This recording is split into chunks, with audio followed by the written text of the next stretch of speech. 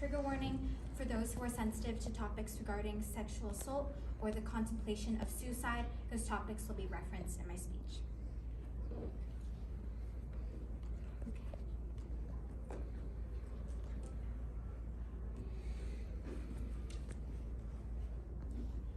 A girl I've never met before changed my life and the lives of thousands of other people.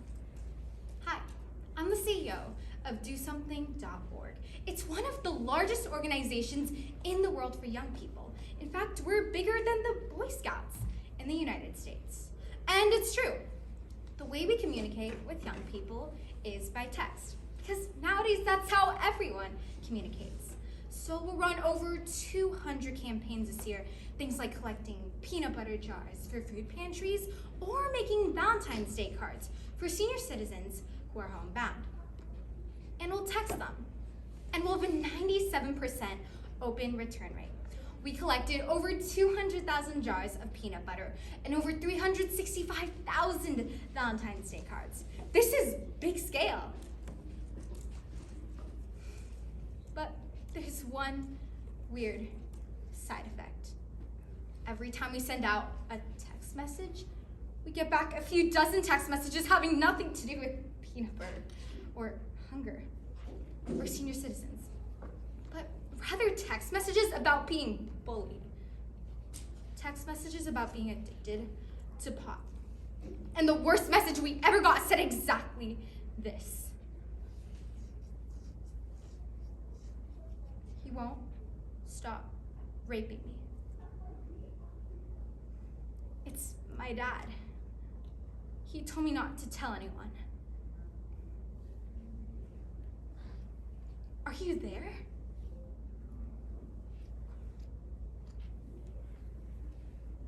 Reaching out to others, like we all know, is a necessity.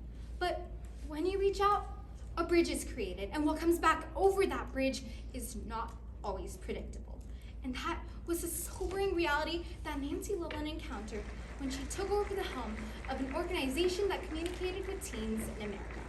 Sure, she expected a reaction, chitter chatter, hopefully even enthusiasm. But what she couldn't count on was the fact that some teens would reach out, not just for advice on how to handle a situation, but input on whether or not to end their lives. Performed at TED Women in 2015, this is the heartbreaking text which inspired a helpline by Nancy Loveland. We couldn't believe this was happening. We couldn't believe something so horrific could happen to a human being and that she would share it with us. Something so intimate, so personal. And we just realized we had to stop triaging this and we had to create some form of help for these people in pain. So we launched Crisis Text Line. Very quietly, just a few thousand people in each market. And in less than 4 months, we were in all 295 area codes in the United States. Just to put that in perspective, that's zero marketing and faster growth than when Facebook first launched. Now, text is unbelievably private. No one hears you talking, so we spike every day at lunchtime. Kids are sitting at the lunch table, and you think she's texting that cute boy across the hall. But she's actually texting us about her bulimia. And we don't get hyperventilating or crying. We just get facts. We get things like, "I want to die. I have a bottle of pills right here on the desk in front of me." And so the crisis counselor says, "How about you put those pills in the drawer while we text?" And they go back and forth for a while. And the crisis counselor gets the girl to give her address. Because if you're texting a text line, you want help. So she gets the address, and while they're texting, triggers an active rescue. And then it goes silent. 23 minutes with no response from this girl. And the next message that comes in, it's the mom, and it says, "I had no idea. I was in the house the entire time." We're in an ambulance on our way to the hospital. The next message comes a month later. just got out of the hospital. I was diagnosed as bipolar. And I think I'm gonna be okay. I would love to tell you that's an unusual exchange, but we're doing on average 2.41 active rescues per day. 30% of our text messages are about suicide and depression. Huge. The beautiful thing about Crisis Text Line is that these are strangers counseling other strangers on the most intimate issues. It's exciting, and I'll tell you we've done a total of more than 6.5 million messages in less than 2 years. But the thing that really gets me psyched is the data. 6.5 million messages, that's the volume, velocity, and variety to provide a really juicy data set. We can do all kinds of conclusions and learnings from it, so we can be better and the world can be better. So how do we use the data to make us better? Well, we know if you text in the words numbs and sleep, there's a 99% match for cutting. We know if you text in the words MG and rubber band, there's a 99% match for substance abuse.